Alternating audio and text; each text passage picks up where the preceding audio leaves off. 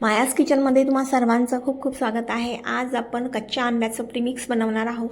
चला तर मग करूया पटकन रेसिपीला सुरुवात। रेसिपी अगदी सोपी आहे। एकदा हे प्रीमिक्स बनवून ठेवलं ना तर आपल्याला मार्केटमधून शरबत विकत आणायची गरज पडणार नाही आणि अगदी कमी वेळामध्ये अगदी कोणी वेळेवर पाहुणे जरी आले तर किंवा आपण उन्हातून आलो आणि असं प्रीमिक्स तयार असलं तर शरबत आपल्याला पटकन करता येते। तर यासाठी 2 मी कच्चे आंबे घेतलेले आहे। आंबे छान स्वच्छ पाण्याने धुवून घ्यायचे। आंबे धुवून झाल्यावर अशा प्रकारे मी आंब्याची साल काढून घेत आहे। तर बाहेरून हा आंबा ना छान हिरवा आणि कच्चा वाटत होता, पण आतून थोडा पिवळसर आहे, काही हरकत नाही।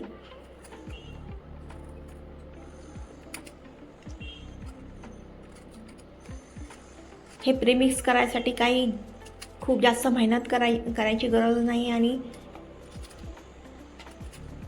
पटकन हे प्रीमिक्स तयार होतं। शिवाय आपण इथे पुदिना सुद्धा टाकणार आहोत, त्यामुळे पुदिन्याचा फ्लेवर सुद्धा या शरबतमध्ये खूप मस्त येते। तर आता आंबे छिलून झालेले आहे। या छिलणीच्या साहाय्याने आपण छान याचं ना आंबे सोलून झालेले आहे। आता किसणीने अशा प्रकारे आपण किस करून घेतलेला आहे आपल्या दोन्ही आंब्याचा। आता हा किस आहे ना उन्हामध्ये आपण छान वाळवून घेऊ।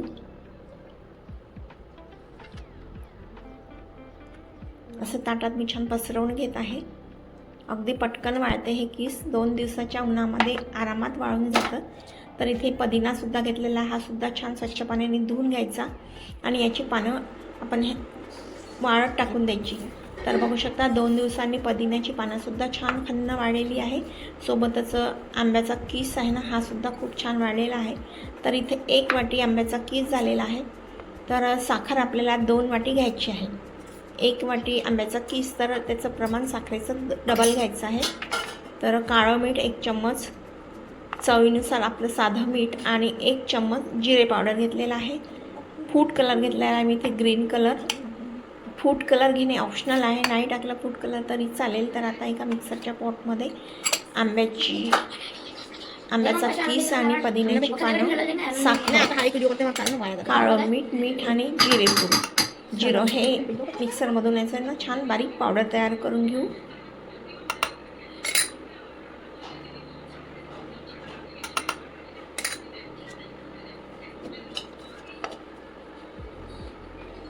तर बघू शकता इथे मस्त आपलं प्रीमिक्स तयार झालेला आहे।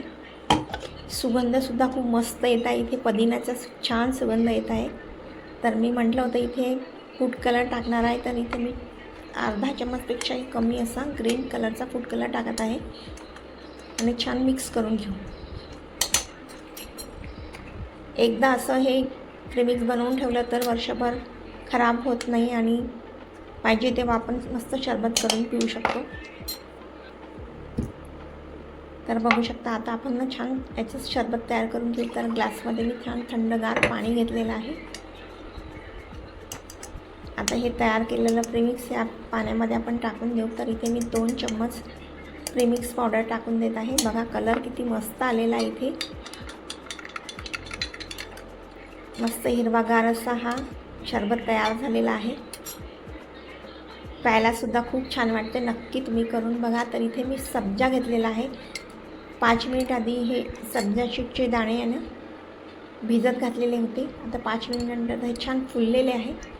आता या शरबतमध्ये आपण 2 चम्मच सब्जा सीड्स टाकून देऊ। सब्जा सीडचे पण खूप फायदे आहेत आपल्याला, नक्की तुम्ही अशा प्रकारे शरबत प्रीमिक्स बनवून ठेवा।